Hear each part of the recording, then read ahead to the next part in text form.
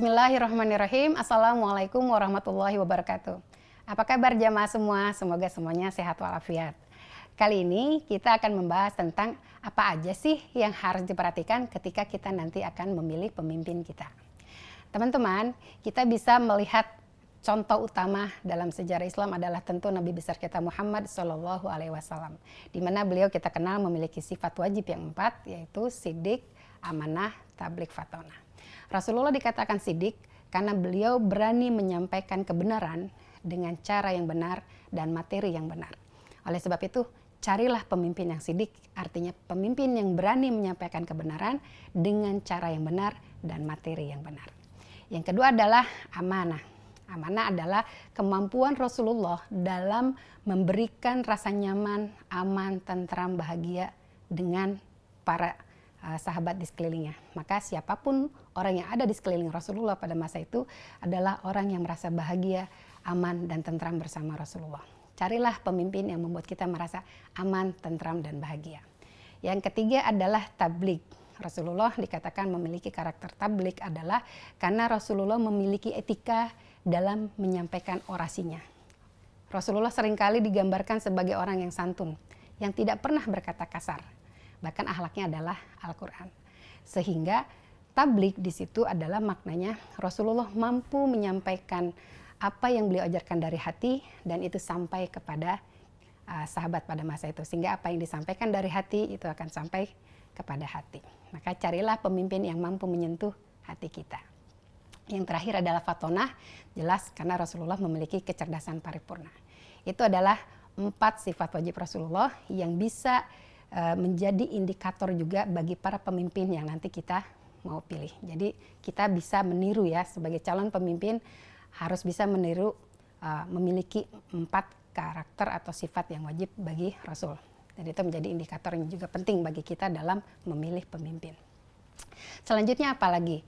Selanjutnya adalah dalam sebuah hadis diriwayatkan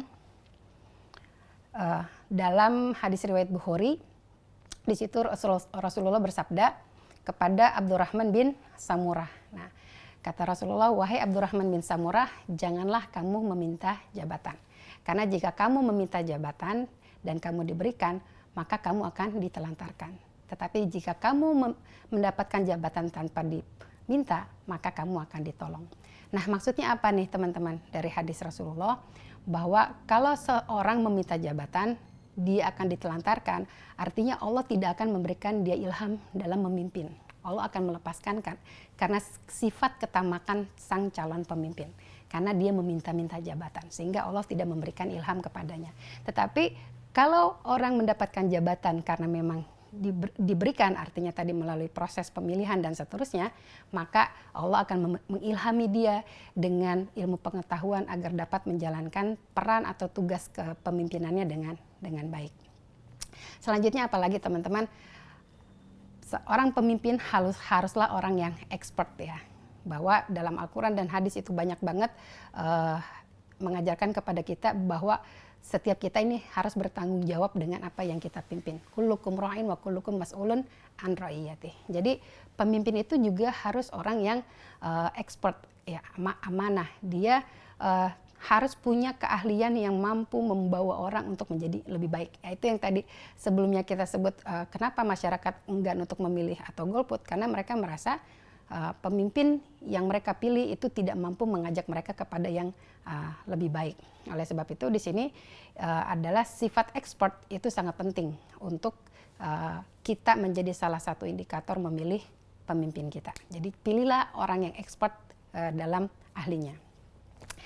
Lalu selanjutnya adalah pemimpin yang dicintai dan mencintai. Itu juga ada dalam hadis Rasulullah, bahwa dimensi emosional seorang pemimpin itu sangat mampu mengikat hati dari orang yang dia pimpin untuk mampu diajak bekerja sama untuk mewujudkan visi misi sebagai seorang pemimpin.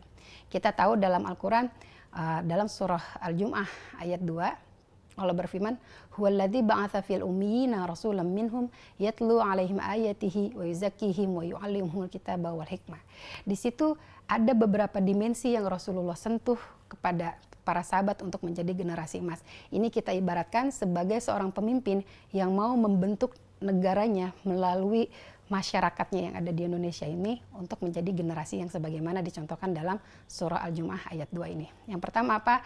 Adalah tadi yatlu alaihim ayatihi, ini kita pahami sebagai generasi yang punya kecerdasan spiritual.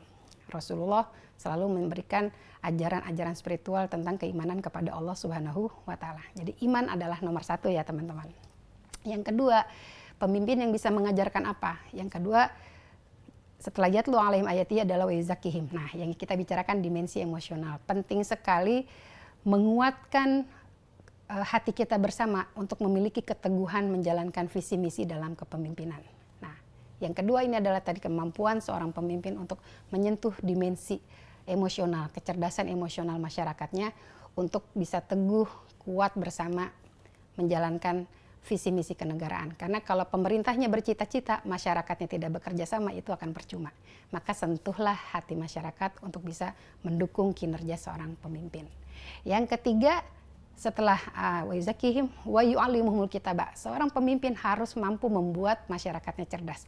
Karena syarat yang ketiga itu di situ adalah seorang pemimpin harus mampu memberikan pendidikan yang membuat mereka cerdas secara intelektual. Jadi sudah tadi intelektual, spiritualnya oke, emosionalnya oke, yang ketiga adalah intelektualnya juga harus oke. Dan yang terakhir ini adalah syarat yang selanjutnya adalah hikmah.